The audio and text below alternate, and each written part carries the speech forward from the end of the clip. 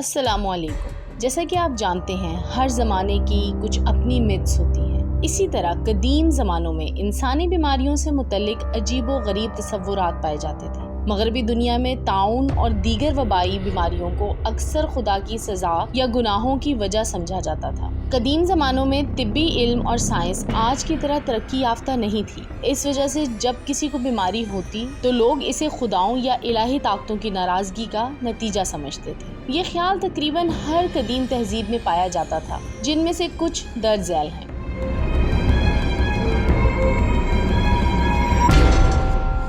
Mesopotamia और Iraq, इन खित्तों में ये अकीदा था कि बीमारी इंसान के गुनाहों या किसी बदरूह के असर की वजह से आती है। इलाज के लिए पुजारी तावीज़, दुआएं और जादुई अमल करते थे।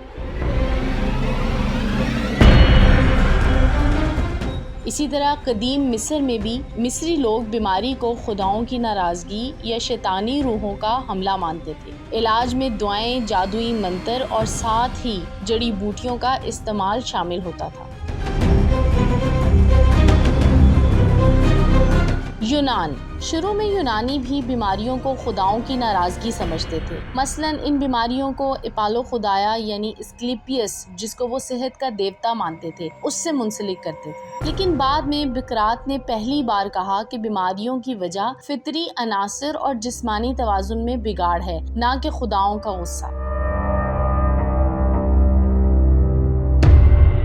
बरसगीर हिंद, वैदिक ज़माने में बीमारियों को बदअमाली या देवी देवताओं की नाराज़गी का नतीजा माना जाता था। जब कोई बीमार होता था तो उसकी तो बदकिस्मती का आगाज़ हो जाता था। लोग उसको अछूत समझकर दूर कर देते थे अपने से, बल्कि शहरों से ही बाहर निकाल दिया जाता था कि ये तो बहुत ही गुनाहगार है और इसने तो बहुत गुनाह कर दिए और ये तो सीधा जहन्नुम में जाएगा या आग में जलेगा।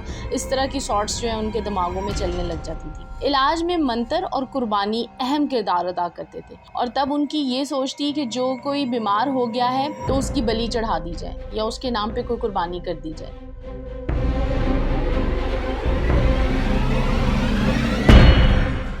यूरोप, करूने वस्ता, मगरबी दुनिया में ताउन और दीगर वबाएं अक्सर खुदा की सज़ा या गुनाहों की वजह समझी जाती रही हैं। इसीलिए तौबा, दुआ और गुनाहों से पाकीज़गी को इलाज का हिस्सा समझा जाता था। लेकिन जैसे जैसे साइंस और तिब आगे बढ़ी, ख़ास तौर पर जरासीम के नज़रिए के बाद, तो ये समझ आया कि बीमारी की असल वजह बैक्टीरिया, वायरस, सफाई की कमी, खुराक और माहौल होते हैं। इंसान ने फिर आहिस्ता आहिस्ता तरक्की की और उसको इन चीज़ों की समझ आना शुरू हो गई। और एक हिसाब से तो बहुत शुक्र की बात है कि बेचारे इंसान जो बीमार हो जाते थे नेचुरल तौर पर, आपको पता है बीमारी तो इंसान की इन तमाम अमामिल से होती है। उसकी खुराक ठीक नहीं, उसकी रूटीन ठीक नहीं है, उसका जागना, सोना, सेहत के अंदर खाना पीना, इन सब मामलात में बीमारी है। तो या नेचुरली अगर अल्लाह ने उसको कोई बीमारी दी है, लेकिन लोग इस तरह के अवामिल करते थे। अब आप बहुत पुराने कदीम तिब में जैसे कि गरम गरम तेल डाल दिया जाता था। एक इंसान ऑलरेडी तकलीफ में है, मजीद उस पर आप गरम तेल डाल देते हो या नमक लगा देते या मिर्चें लगा देते या इस किस्म के जो है ना अवामिल किए जाते थे। तो शुक्र है कि इंसान ने तरक्की की और इन चीज़ों से छुटकारा हासिल किया। जी, तो ये थी आज की वीडियो जो बहुत इंटरेस्टिंग थी और शुक्र करना चाहिए हमें इस बात का कि हम उस दौर में पैदा हुए हैं जब इंसान और साइंस इतनी तरक्की कर गए हैं कि हमारी बीमारी को बीमारी समझा जाता है।